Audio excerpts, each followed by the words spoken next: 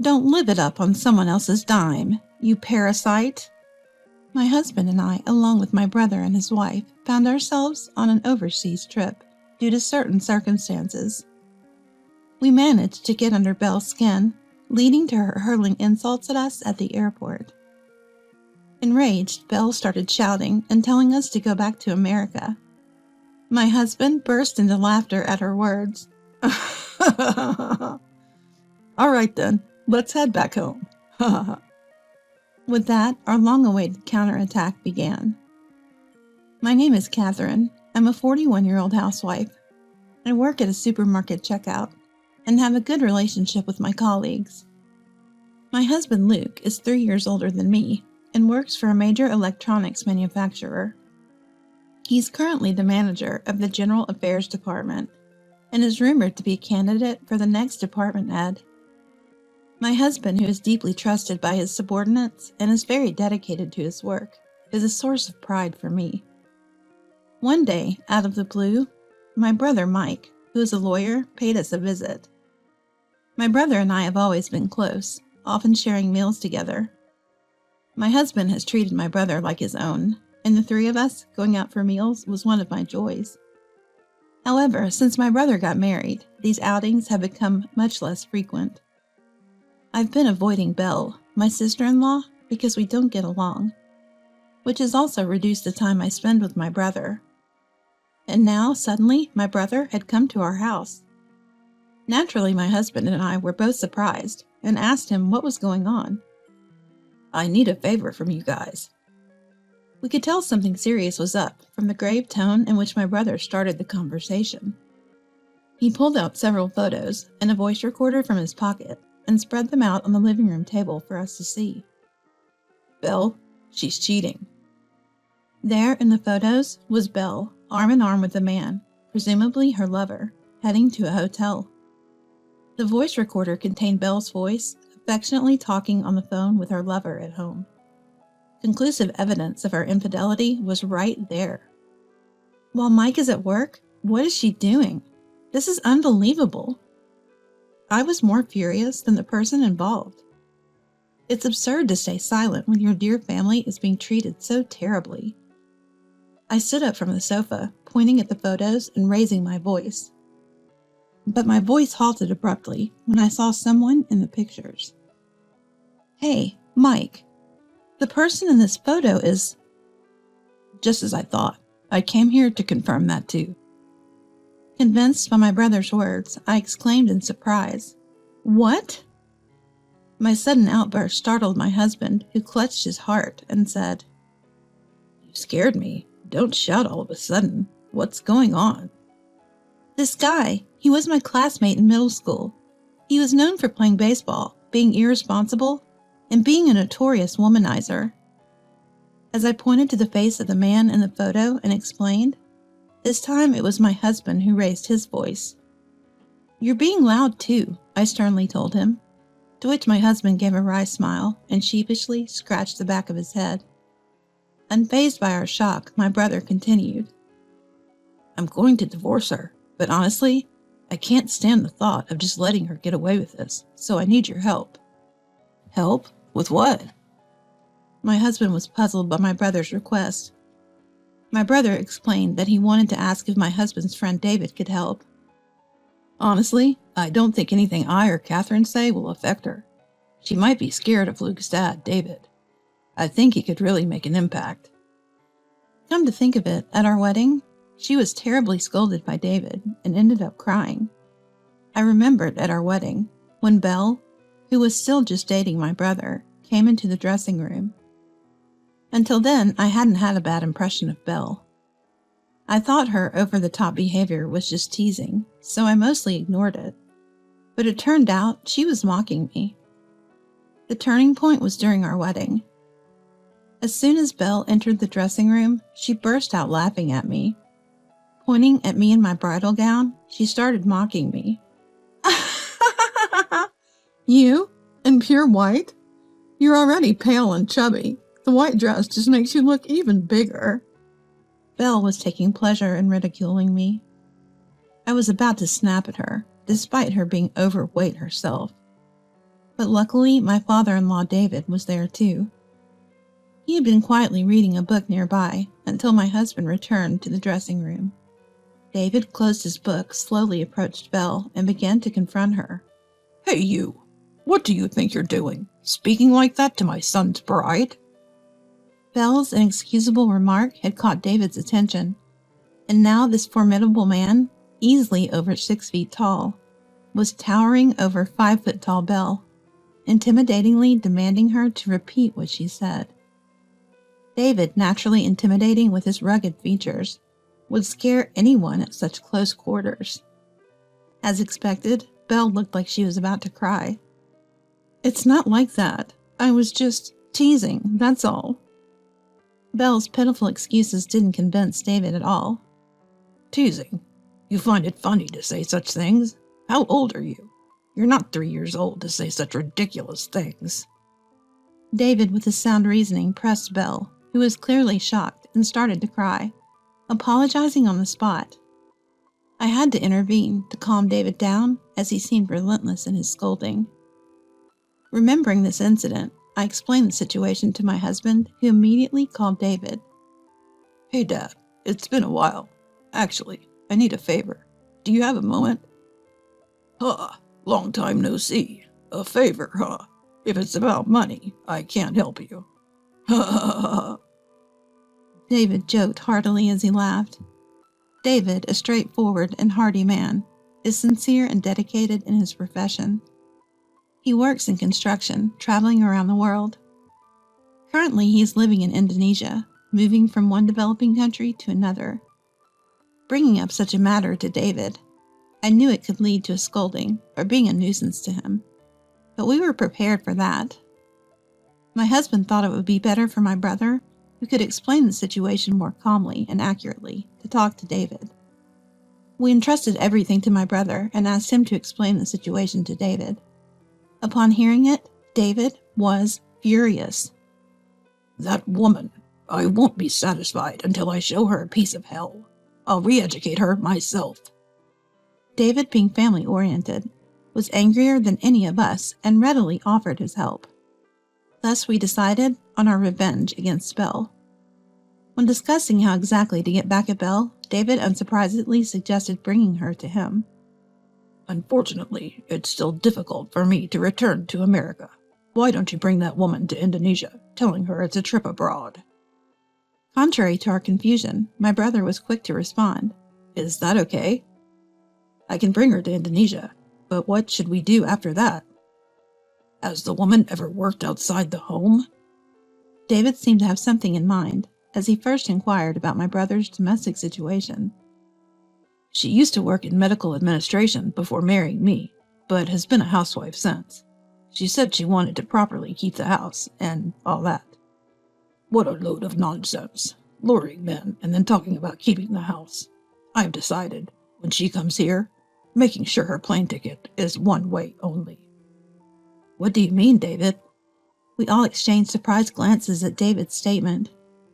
While we were confused, a mischievously laughing David could be heard on the other end of the phone.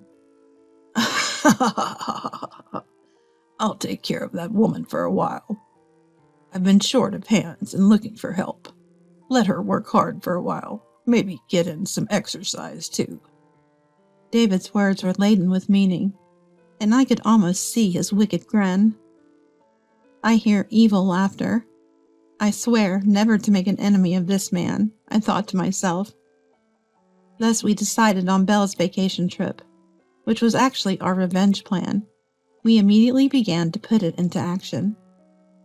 As instructed by David, we arranged a dinner with my brother and his wife and had my brother invite Belle on an overseas trip. Even though Belle threw veiled insults at us during the dinner, I didn't let it bother me. Now is the time to make fun of us like this. This is our last chance to mock us, I thought to myself. Finally, the day of departure arrived at the airport. We were astonished by Belle's extravagant attire. What are you wearing? We're going abroad, and you couldn't dress up more flamboyantly? Belle taunted us while putting on a large hat.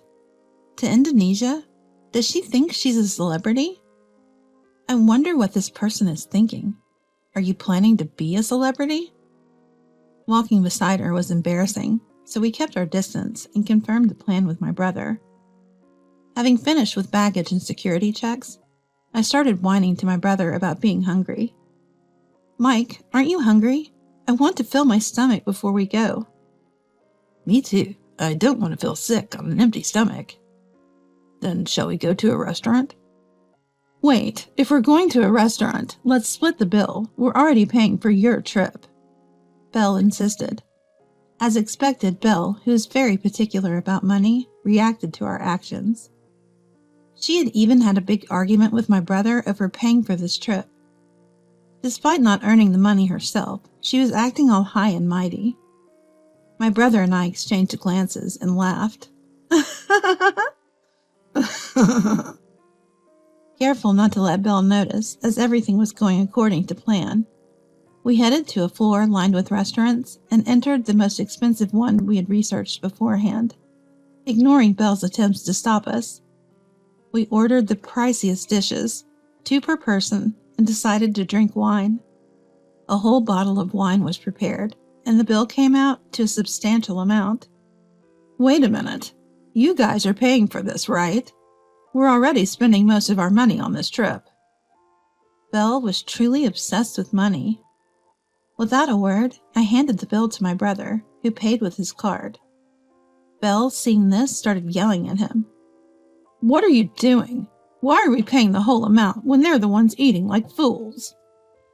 We invited them on this trip, right? It's only natural to treat them to a meal if we want them to enjoy themselves. I can't believe this. Are you out of your mind? Belle continued to shout, regardless of being inside a restaurant. Successfully irritating Belle, we paid and finally boarded the plane. We enjoyed our flight in the first-class seats my brother had reserved. This, too, was part of the act to infuriate Belle. Throughout the flight, my husband and I continued to raise Belle's tension, enjoying expensive wines and appetizers. Belle, unable to scream on the plane, was visibly seething with anger. We found the entire situation amusing and continued to indulge in luxury while infuriating Belle. We can't help but find the scene strange. I was enjoying a momentary luxury as I continued to increase Belle's anger gauge. After nearly 8 hours, we finally landed.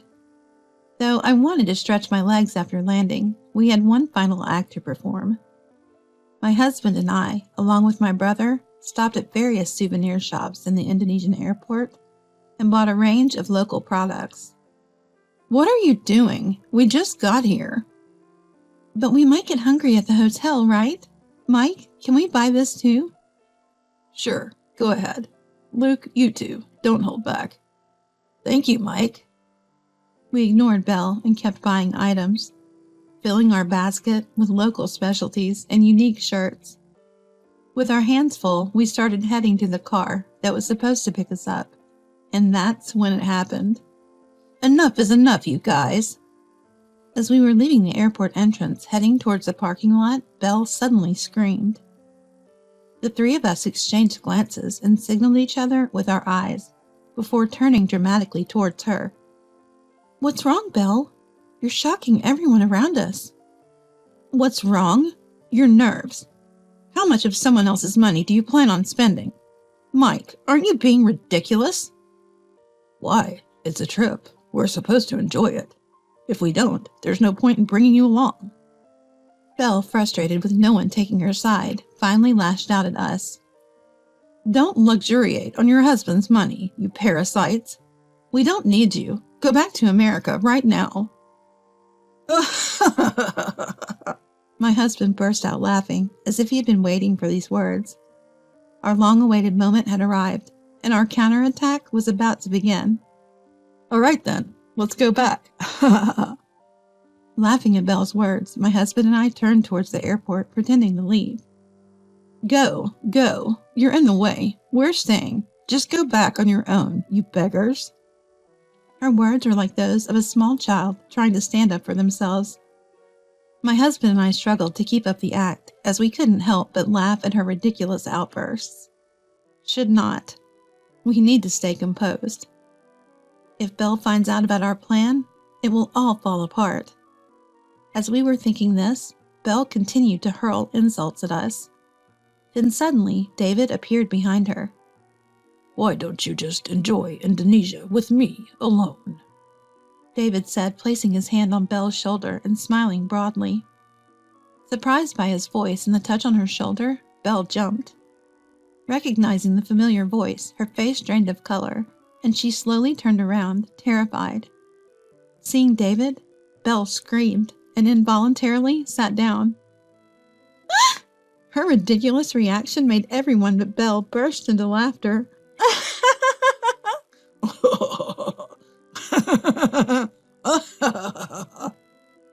The response was so unexpected that we couldn't contain our laughter. Pretending to be surprised, my brother joked, What are you so shocked about? Well, I thought to myself that he was also a bit wicked. Belle stood there dumbfounded, probably wanting to say something but too shocked to speak. Finding her reaction amusing, my husband and I laughed until tears streamed down our faces. Unable to understand the situation, my brother crouched down to meet Belle's eye level, smiling broadly as he spoke to her. Well, we're going to head back. You take your time and enjoy Indonesia. Saying this, he lightly patted her shoulder and left her with an insincere word of encouragement. Hang in there. Before standing up. Unable to comprehend the words or the situation, Belle clung to my brother's leg, crying out, Wait, please explain what's happening. Overwhelmed by anger and confusion, Belle exploded emotionally. Why is he here? Why are you even trying to leave? What about me? You're just going to leave me here alone? You were the one who said Catherine and the others should go back. I only came on this trip because they were here. I never wanted to enjoy it alone with someone like you. What? You'll have plenty of work to do here. There's lots of volunteer work. You won't have time to be idle. Leave the rest to me. With that, David pried Belle off my brother, holding her firmly to prevent her escape. Even though David was over 70, he was still actively involved in construction, and not someone Belle could easily escape from. As we three were about to leave Belle behind, she remained caught by David, screaming towards us. Coward! You've been deceiving us from the start. Who's the coward here? This traitor? My words were sharp, and I glared coldly at Belle. You, I will never forgive. You'll pay dearly for hurting us. Too bad for you. Good luck with everything. Bye. With that, my husband and I, leaving Belle still making a scene in David's arms, boarded the plane to America. Belle, penniless, had no choice but to earn her way back from Indonesia. Of course, that wasn't her plan. Unable to take a part-time job, she resorted to volunteering and scraping together small amounts of money David gave her to save for her return. But earning money was harder than she thought. During the high season, plane tickets were double the normal fare. The cost skyrocketed, making it nearly impossible to return without working tirelessly from dawn to dusk. Upon our return to America, our phones rang incessantly every day. Naturally, my brother experienced the same. Both of us blocked Belle's number due to her persistence. Belle, who hardly worked, struggled with physical labor, lost a lot of weight, and cried daily, longing to return to America. After nearly 3 months, as her visa deadline approached, David contacted her, signaling it was time to return to America. Finally, the climax. I thought our revenge on Belle was over. On the day we went to pick her up, we approached the airport with solemn faces. There! How dare you leave me behind that day? Why are you here? Seeing Belle upon her return, she was thin and sunburnt from working outside, clearly showing how much she had been exploited by David. Her changed appearance made it obvious. We greeted her with smiles. Her anger at being abandoned surged, but her loud voice quickly faded into a whisper, because there was another person with us, my brother and my husband, and one more. Belle, I'm sorry. Let's break up. To everyone's surprise, the person we brought was Belle's lover and my former middle school classmate. Actually, while Belle was in Indonesia, we had been in touch with him. Luring him to my house was easy, then confronting him with my brother was even easier. We laid out all the evidence of his affair and made sure he knew we were aware of his family. Do you understand the consequences if I take this to court? We cornered the lover. Tears flowing, he immediately begged my brother for forgiveness, pleading not to tell his family, promising to do anything. Hearing this, my brother successfully convinced him to agree to break up with Belle in front of us upon her return. This is how we brought him to the airport. Wait, this can't be real. Why? Why are you here? Break up? Wait, why in front of him? Belle was exhausted, and this turn of events was overwhelming. It's no wonder her thoughts couldn't keep up. Panic was evident on her face, fearing the revelation of her affair, but it was too late for her. We felt no sympathy for her, nor do we owe her any explanation. My husband and I silently watched my brother's actions, glaring at Belle. You must have had your fun until now, haven't you? No, please wait. It's not like that. Please, don't say anything more. Our life together ends here. Let's get divorced. No, I don't want that. Please. I won't ever do this again. I'll live honestly from now on, so please don't talk about divorce. Belle, back in America, was in utter disbelief and cried hysterically.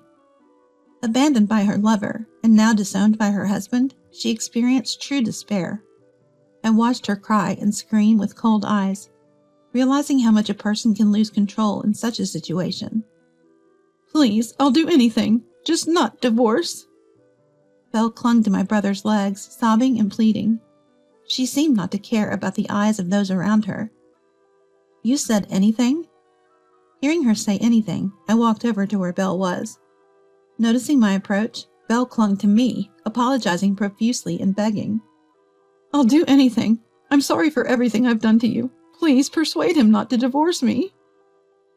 If anything means anything, then never show your dirty face to us again. Honestly, just seeing your face makes me sick. I spoke these harsh words to Belle, who was crying and begging, filled with all the resentment and hatred I had. Hearing this, Belle fell into deeper despair and was at a loss for words. After that, everything happened very quickly. Exhausted, Belle didn't argue back and was practically dragged home by her brother and the person she had cheated on her spouse with, where they started the divorce proceedings. Belle was in a daze for a while, bedridden and barely able to eat, feeling cornered, but she knew it was her own responsibility. No one was supposed to feel sympathy for her. Eventually, Belle recovered enough to hold a conversation, and she got divorced from her husband. Now she's living a life just manageable enough to get by all alone. And so our peaceful daily life returned, and we decided to thank David again. Back then, I did pay my brother back for the huge shopping and dining expenses, but to my surprise, he refused to accept it. You guys made my divorce and revenge possible. Let me pay for this. I'll thank you properly later. So we decided to graciously accept his offer. This time, we ended up going to Indonesia for a celebration party. We enjoyed the trip, relishing the cuisine we couldn't fully appreciate during our last visit, and we got a chance to see the architectural work David was involved in.